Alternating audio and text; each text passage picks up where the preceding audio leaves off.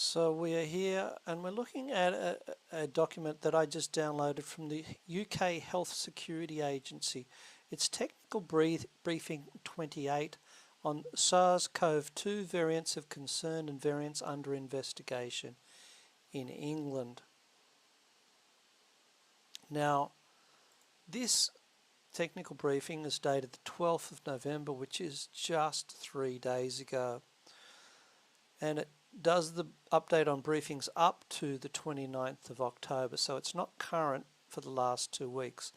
You will see here that they have a lot of things, a lot of pieces of information, and notice here that says Delta remains the predominant variant, accounting for approximately 99.8% of sequence cases in England from 10th of October to the 8th of November 2021.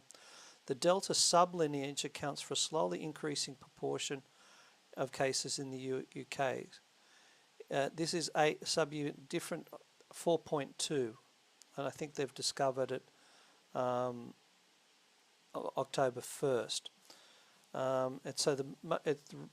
So basically it accounts for 13% of Delta cases and 14.7%. Vaccine effectiveness does not suggest any reduction in vaccine effectiveness for that particular variant.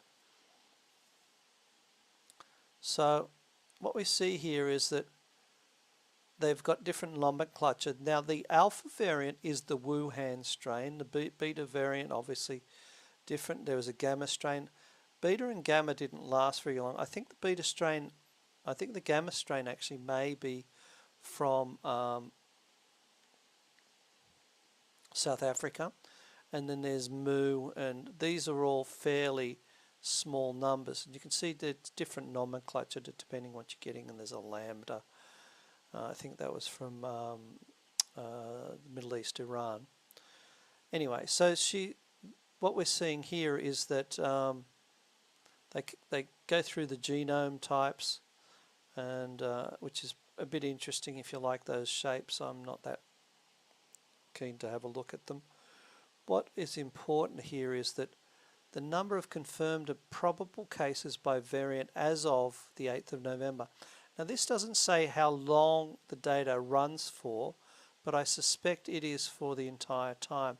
So what we have here is the alpha case, 221,000, and total case number 226,844. Notice it's got probable genotyping, not confirmed.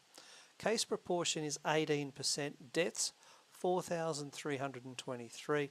The beta version is very small, so these are the most impactful ones. The Delta version, 574,952 cases. Basically almost 3 times as many as the Alpha variant. And notice 5,000 deaths versus 4,323. What this means is, that the Delta variant has really kills less people, but it knows how to infect them.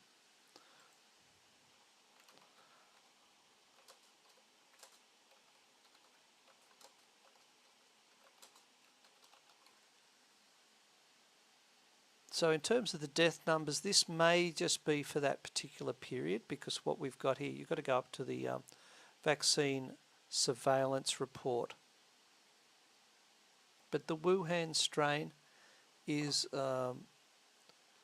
definitely responsible for a lot more deaths, and regardless of the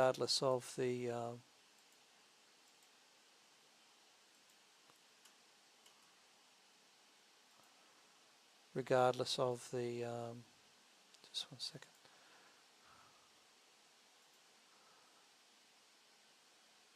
Regardless of the amount, so a much higher case fatality rate. And you'll notice here these other strains are basically not worth mentioning, like beta, eta, gamma, nothing, kappa, 2, lambda, 2, mu and theta, 0, 0 in terms of deaths. So there's a zeta one. So we can see the most significant one is delta in terms of sickness, but it's not killing as much as the original Wuhan or alpha strain. So nice to see these things. You can see the different strains being genotyped. Now we come down to here. Delta lineage using pangolin. That's pretty funny. Remember John Scott talking about a pangolin fucked a tortoise or something? Not assigned pangolin lineage due to sequences. So that's hilarious.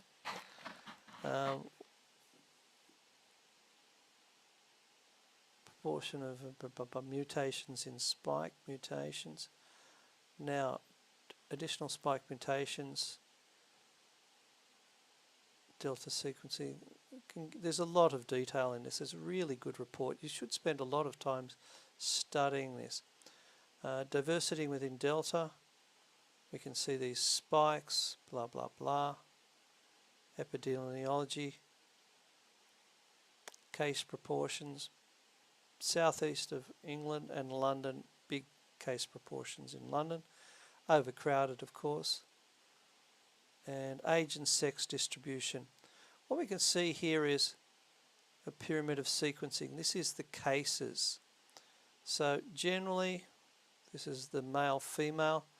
So there's a bulk in the 50 to 59 to 30-39 area for women with a 10 to 19. So the majority of cases are in under 60. It's pretty interesting. And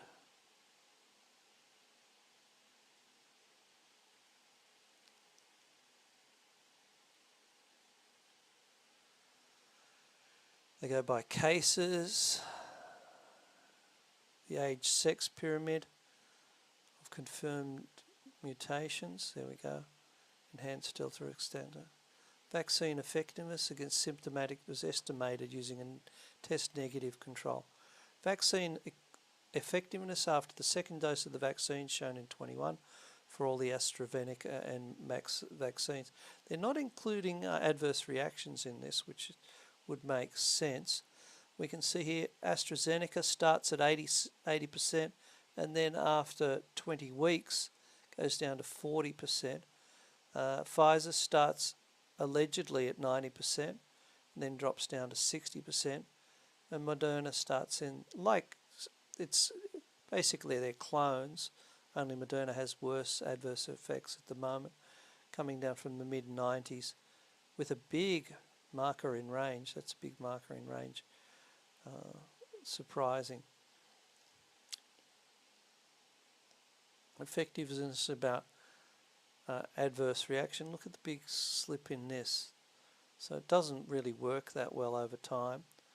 Live virus neutralization. Delta, delta, delta. Epidemiology.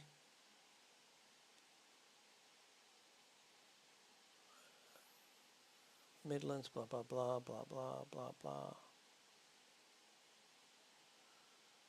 Got to find the age-sex pyramid, blah, blah, blah, blah, blah, blah.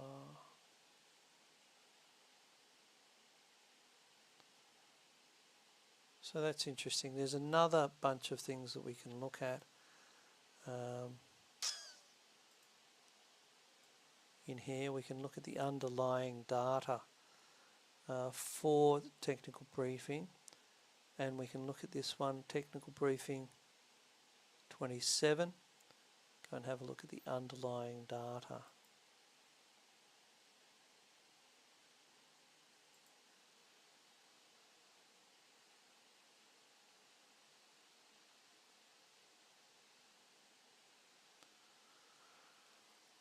Just pull it up while we're looking. Notice they don't say that until you pull up the Excel spreadsheet, what we're looking at. Then we can pick up and look at prevalence, blah, blah, blah. So that's good. Classified mutations, sequences. They don't. They're not coming up with the case fatality rates here in the different ages. It used to have one that we could see of actual effects of dying, who was dying, etc. But you can go back and look at these cases. It's actually quite good.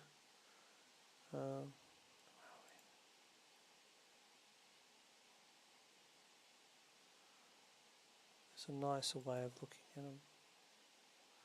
Anyway, you can, when we get into the figures which I looked at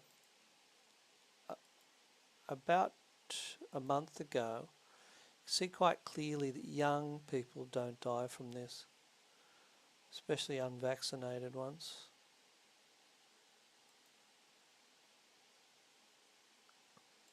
So all sorts of numbers, you can go and have a look.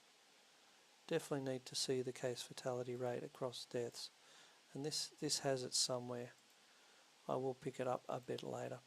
Anyway, that's where to look. You can see that Delta is the predominant case, and Delta only kills basically. I think the best way to do this is to have a look at this one and rip it up to here.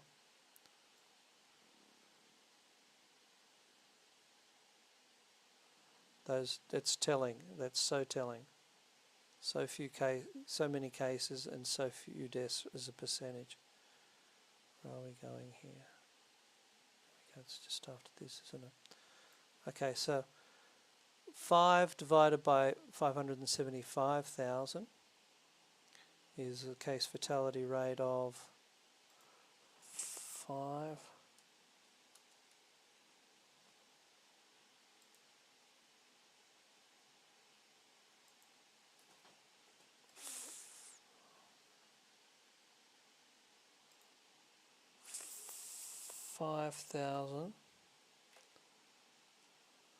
574,000.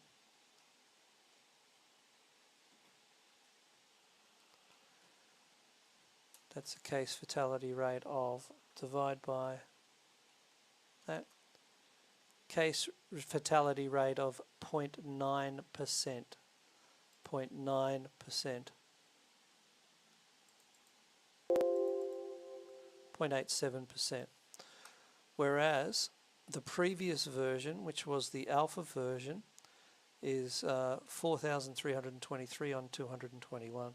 4,323 on 221,159.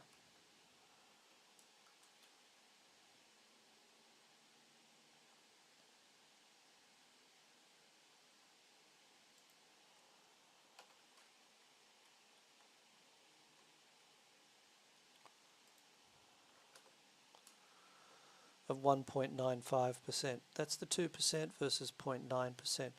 Now over time, if the vaccine actually works, then it should be less, but you can see quite clearly the Delta strain is way less virulent or less deadly, quite clearly. So that's a cool way of looking at it, and these statistics bear it out.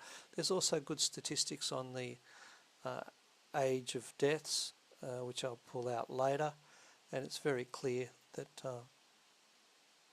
Delta and other of the COVID strains do not kill as many children, very rarely kills children, very rarely kills anyone under